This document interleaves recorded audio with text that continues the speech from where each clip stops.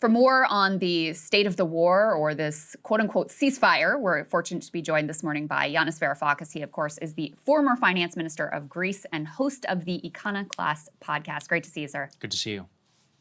Thank you for having me back. Yeah, of course. So first, just your reaction to whatever is going on right now. Do you think that it's possible we could secure some sort of a lasting peace here, or is this already fallen apart?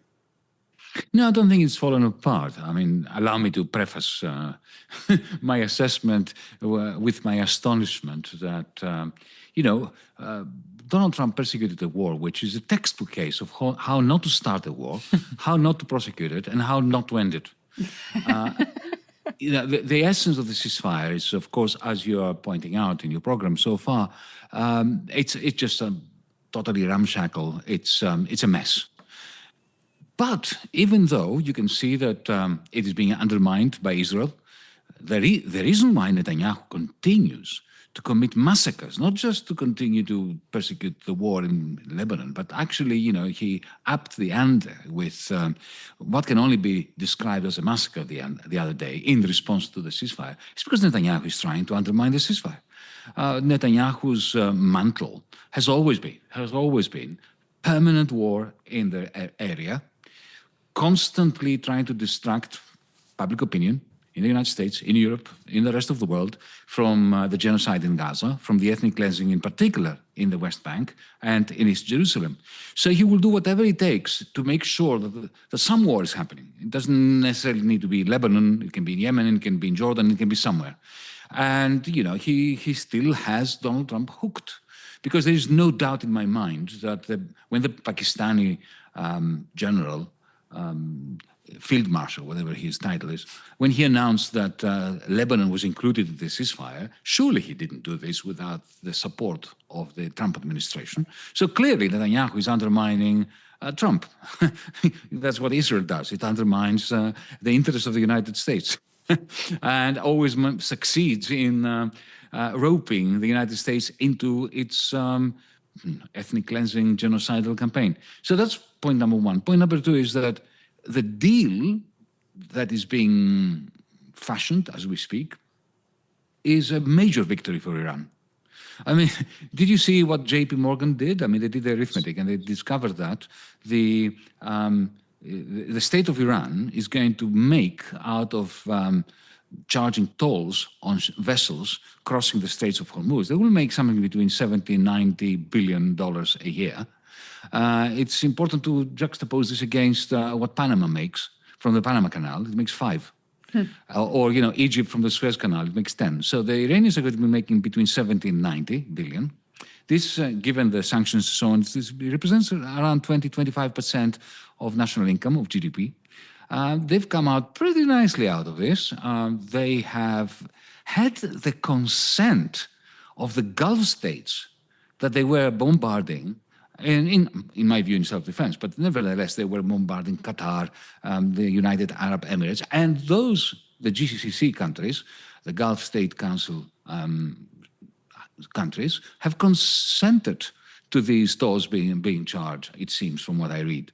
So it is a complete catastrophe for Donald Trump, but there is one silver lining for him, that, he's found an excuse, an off-ramp, for getting out of a war that he knows he should never have allowed himself to get into. Yeah, sir, one thing I'm curious, an angle that we've seen underexplored here, is how much of this ceasefire was just the United States. There was some reporting, let's put B1 up there on the screen, the Chinese Foreign Ministry now coming out and taking a significant amount of credit. Allegedly, it was them who made several calls to Tehran to try and to force some sort of a ceasefire, or at the very least, get them to the table. It seems to have been very influential to the new Ayatollah and to the Supreme National Security Council in Iran. What do you make here of China's role in explicitly pushing this role towards a ceasefire and as, in some ways, working as some sort of an intermediary or almost guarantor of parts of Iranian national security and energy policy? There is no doubt whatsoever that the great winner out of this awful, murderous war is China. China, from the moment that Tomahawk missile hit that school in southern Iran onwards, China has been winning. They don't need to do anything. They just need to sit back, relax, to the extent that it is possible to relax these days with the massacres that we watch, and just take the credit for being the adults in the room, internationally, for being reliable partners to anyone that they have done business with, of not flip-flopping, of not threatening with Armageddon, and a civilization like Iran, or any country for that matter. Now, regarding the particular diplomatic engagement of China, well, this is not the first time, is it, Sagar? Yeah. Let's not forget that it was China that brokered a hugely important deal between Iran and, on the one hand, Saudi Arabia. That was back in 2020, 2021. And then with the United Arab Emirates. The Saudis, after decades of animosity towards Tehran, opened an embassy in Tehran. And that was done with the Chinese working their diplomatic magic behind the scenes. It was a source of major discontentment from Washington, D.C., both under the Biden administration and now under Trump. But China has been playing this game very cleverly.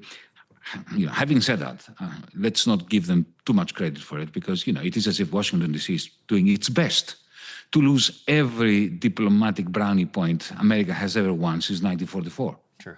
Well, and equally perhaps significant is the lack of involvement from Europe in, securing at least this, fragile ceasefire, whatever we're calling this thing right now. China was obviously involved, Pakistan very much involved, Turkey reportedly, and Egypt somewhat involved. But, the main players are not in Western Europe. Sadly, I'm saying sadly as a European and a Europeanist who has been observing this European Union of ours sliding steadfastly into an unethical irrelevance. The moment we, not we as persons, but as a European Union, went all out to support Israel's genocide in Gaza, we lost every kind of opportunity that ever presented itself to occupy the high moral ground, to open lines of communication with Arab countries, with Israel itself. Because, Netanyahu looks at the European leaders and sees Lilliputians that he can do whatever, he can wipe the floor clean with them.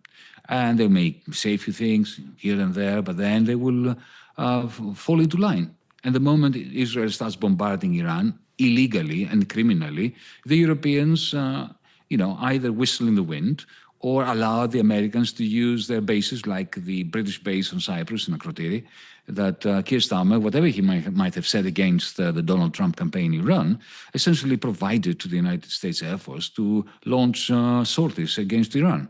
So the Europeans have rendered themselves unethically irrelevant yet again. And, it's I have a theory, because I was involved in the great Euro crisis 10 years ago and beyond that. It's the Euro crisis, the way we mishandled it. The powers that be crushed our populations with austerity for the many while printing trillions and trillions of euros for the very few. We don't have a government. We have many different governments. We have a commission that nobody has ever elected, so it lacks democratic credibility, legitimation. And you can see that ever since that Euro crisis happened, and then with the pandemic, it was a pathetic response to the pandemic. Heads of states got together and decided to borrow together something like 800 billion. And they started passing it on from one country to another, as if this was, some kind of meeting of the mafiosi, divvying up between them some loot. So Europe has been on a steady decline for a very long time. And you can see this now playing out geostrategically. Also, the situation in Ukraine. I mean, it is a right old mess, the European policy towards Ukraine. They don't have a policy for peace in Ukraine, and they don't have a policy for war in Ukraine. I think that says it all. Yeah. Right. sure You know, does. sir, I want to get your reaction to some of the later breaking news here out of Washington. There is an alleged comment by Mark Rutte that he told NATO countries that they must dispatch warships or Donald Trump will threaten some sort of action against NATO. How do you see the likelihood of this, considering NATO's straddling game that they've been playing? They've been supportive of the United States. They've also been, largely supportive of the U.S. aims, at the very least rhetorically, in some sort of Iranian regime change or ballistic missile reduction, but also not wanting to get involved in the crisis. How are they going to handle this if the U.S. continues to try and put pressure on them to deploy warships, even now in the midst of a ceasefire, to the Straits of Hormuz? Well, to begin with, it's whether warships are deployed or not is irrelevant, because if you're sitting on Iran and you have your missiles and your drones, you don't care about warships. All you need to do is to get one of the tankers or two. That's sufficient. So those warships are going to be fighting a losing battle.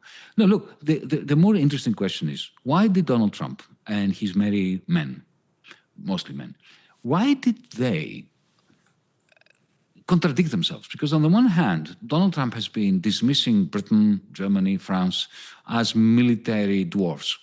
And he's not wrong to say that. Britain couldn't even send a single vessel to the Gulf. They just didn't have it. It wasn't available. One that they did send had to be turned back for servicing.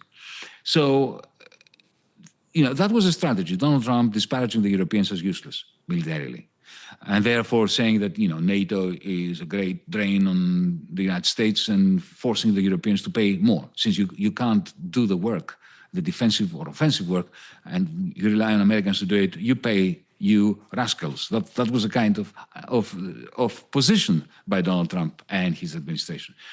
Now that he's calling upon the Europeans to come and help him clear the Straits of Hormuz, it is as if he's saying he is admitting that they do have a power, which they are, however, not using.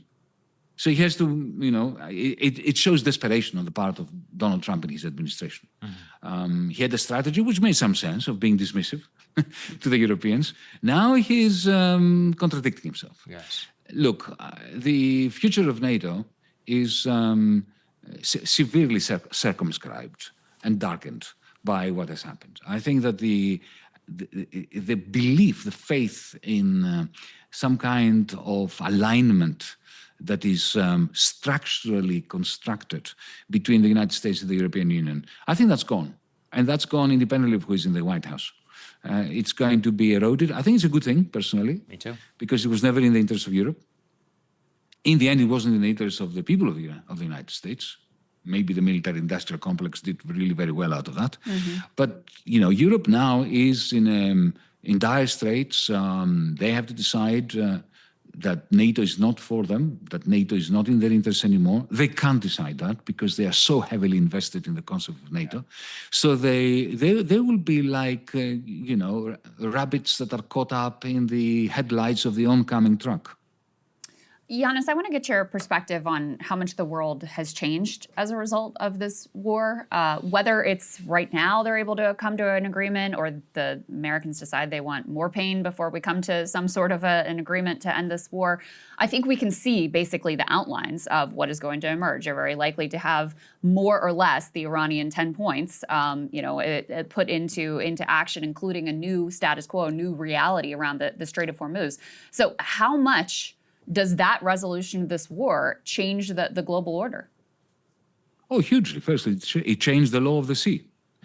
Up until now, the notion that you would have to pay at all in order to cross through international waters was unheard of.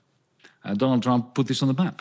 And, if the Iranians manage to do this in order to recoup some of the funds that are necessary in order to rebuild that which Israel and the United States destroyed during the last few weeks, well, what next? Maybe the Houthis will start charging for letting vessels go through the Red Sea. Maybe other nations or groups or organizations will start doing the same thing. A precedent has been set. So international law has been changed. Mind you, of course, international law was totally rubbished by Israel. Every time It ethnically cleansed the Palestinians in Gaza against the direct order of the International Criminal, the International Court of Justice, I should say. The United States has done this a number of times. The illegal invasion of Iraq in 2003 by George W. So, but still, the law of the sea had not been challenged to such a vicious extent. Now it is in smithereens. Also, the fact that the Gulf states will have to rewrite, at least in their minds, their business model. Their business model is kaput. It cannot continue as it is. And the Gulf states were crucial in the American design of the Middle East, all the way from Morocco, all the way to Iran, maybe all the way to Pakistan. There was a plan for how to base the strategy of the United States and of Israel on the Abraham Accords, of effectively luring the Gulf states into some kind of geo-economic alliance with the United States and with Israel that would, be the 30 pieces of silver that they needed in order to betray further the Palestinians. And that's gone. That plan has gone. And as you said in your previous question, now we have a resurgent Chinese diplomacy that is working very methodically behind the scenes, providing the stability and the trust that the United States has so casually jeopardized. Wow. Stark warning, but as great, always good analysis. Thank you very much, sir. We appreciate your time. Well, thank you.